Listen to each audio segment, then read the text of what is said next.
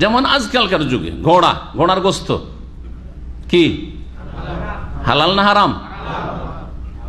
এদিক থেকে হারামও শুনছি, আবার হালালও শুনছি।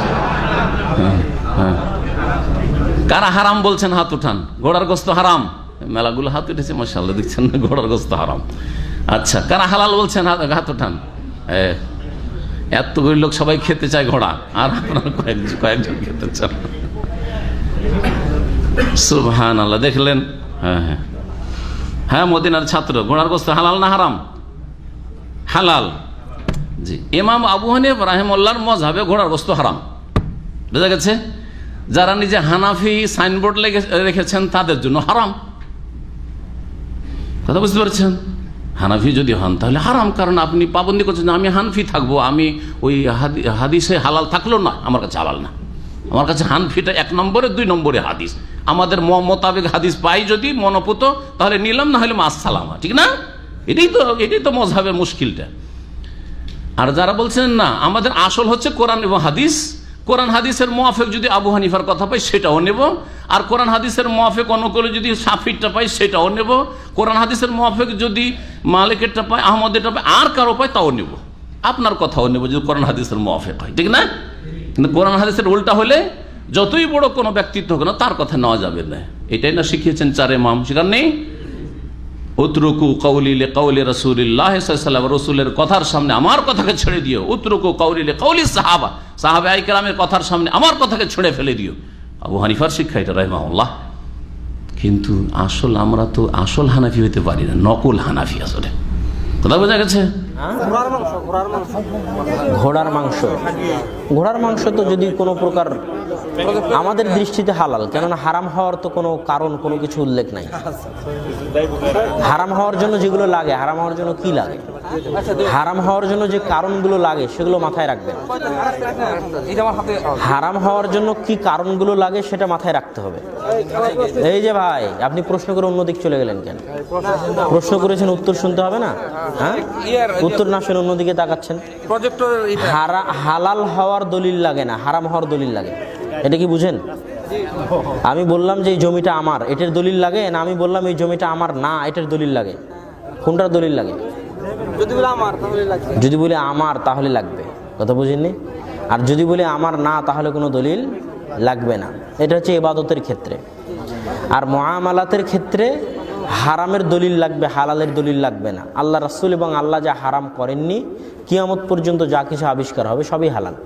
আর যা তারা হারাম করে গেছেন তা বাদ দিয়ে কিয়ামত পর্যন্ত যা আসবে সবই হালাল। তো পশু প্রাণীর হালাল হওয়ার ক্ষেত্রে কয়েকটা নিয়ম আছে। সেটা হচ্ছে পশু প্রাণীর মধ্যে কি কি হারাম। এক, যে পশু প্রাণী হিংস্র, মানে আরেকজনকে শিকার করে। কি আরেকজনকে শিকার করে? বাঘ আরেকজনকে শিকার করে, ভাল্লুক আরেকজনকে শিকার করে, সিংহ আরেকজনকে শিকার করে, শিয়াল আরেকজনকে শিকার করে। প্রত্যেক যে প্রাণী আরেকজনকে শিকার করে হিংস্র, সেটা খাওয়া হারাম। প্রত্যেক যে প্রাণীর থাবা আছে, থাবা, সেই প্রাণী খাওয়া হারাম। প্রত্যেক যে প্রাণীর এই শিকারী দাঁত আছে, মানুষের শিকারী দাঁত আছে, 2 দিকে উঁচা, উপর দিকে এই দিকেও 2টা উঁচা, এরকম প্রত্যেক যে প্রাণীর এরকম দাঁত আছে সেই প্রাণী খাওয়া হারাম। প্রত্যেক যে প্রাণী অপবিত্র জিনিস ভক্ষণ করে তা খাওয়া হারাম। অনেক পাখি আছে, অনেক মুরগি আছে যারা মানুষের গু খেয়ে বেড়ায়। কোনো মুরগি যদি এমন হয় যে মানুষের গু খেয়ে বেড়ায়, তো ওই মুরগির গোস্ত খাওয়াও হারাম। প্রত্যেক যে প্রাণী অপবিত্র জিনিস দ্বারা তার শরীর গঠিত, সেই প্রাণী খাওয়া হারাম। যেমন শুকুর অপবিত্র জিনিস খেয়ে বেড়ায়, গু, মুত, পেশাব, পায়খানা এগুলো খেয়ে বেড়ায়, যেন শুকুরের গোস্ত খাওয়া হারাম। ঠিক আছে? মৃত প্রাণীর গোস্ত খাওয়া হারাম, রক্ত খাওয়া হারাম, শুকুরের গোস্ত খাওয়া হারাম। এই যে এতগুলো হারাম বললাম, এগুলোর বাইরে এখন যা কিছু আছে সবই হালাল। কথা মানে বুঝাতে পারে? যদি রুচি হয় খাবেন, রুচি না হলে খাবেন না।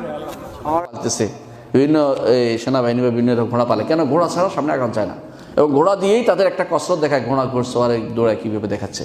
তাহলে বোঝা গেল ঘোড়া থাকবে কেমন পর্যন্ত। এই জন্য ঘোড়া যেন বিনষ্ট না হয়, খেয়ে ফেললে তো শেষ হয়ে যাবে, এই জন্য তিনি খাওয়াটা অপছন্দ করেছেন। ঘোড়ার গোশত খাওয়া আসলে হারাম না, ঘোড়ার গোশত খাওয়া হারাম ফেরার কোনো সহি দলিল নেই।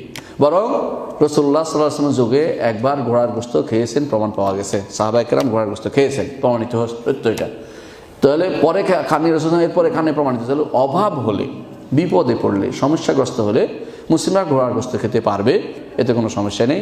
এবং এমনিও খেতে পারবে যদি এটা কোনো যুদ্ধের কারণে ব্যবহৃত হচ্ছে না, এমন কোনো ঘোড়া হয় মরে যাচ্ছে বা এটা আর কোনো কাজ ব্যবহৃত হচ্ছে না, কাউকে দেওয়া যাচ্ছে না, কি করবে, বৃদ্ধ হয়ে গেছে, এটা জবে করে খেলেও কোনো সমস্যা নাই ইনশাআল্লাহ। কিন্তু যেগুলো যুদ্ধে ব্যবহৃত হবে সেগুলো যেন কেউ না খায়, কারণ সেগুলো বড় বড় আছে, বড় কাজের জন্য রেখে দেওয়া হয়েছে, শুধু খাওয়া দাওয়া নয়। ঘোড়ার গোস্ত খাওয়া হারাম কেন? কি আপনাকে বলছেন ঘোড়ার গোস্ত খাওয়া হারাম? সহিহ হাদিস দ্বারা সাব্যস্ত ঘোড়ার গোস্ত খাওয়া হালাল। কাজে হারাম কে করেছে? আপনার মাযহাবে, আপনার ইমামে আল্লাহ যা হালাল করেছেন কেউ হারাম করতে পারে নাকি? ঘোড়ার গোস্ত খাওয়া হালাল। তবে ঘোড়ার গোস্ত কিনে খাওয়ার কার টাকা আছে? ঘোড়া এমনি তো কিনা যায় না, এমনি পাওয়া যায় না। কাজে কেউ যদি ঘোড়ার গোস্ত খাইতে চায় জায়েজ আছে, হারাম বলার কোনো অধিকার নেই। আল্লাহ যা হালাল করেছেন তা হারাম বলা একটা কুফরি পর্যায়ের পাপ হতে পারে কেউ অস্বীকার করলে। ঘোড়ার মাংস খাওয়া হারাম নাকি হালাল, এটাতেও আমাদের উলামায়ে কেরামের ইখতিলাফ আছে। তবে আমার যতটুকু মনে পড়ে মুহাক্কিক উলামায়ে কেরাম এটাকে হালাল বলেছেন।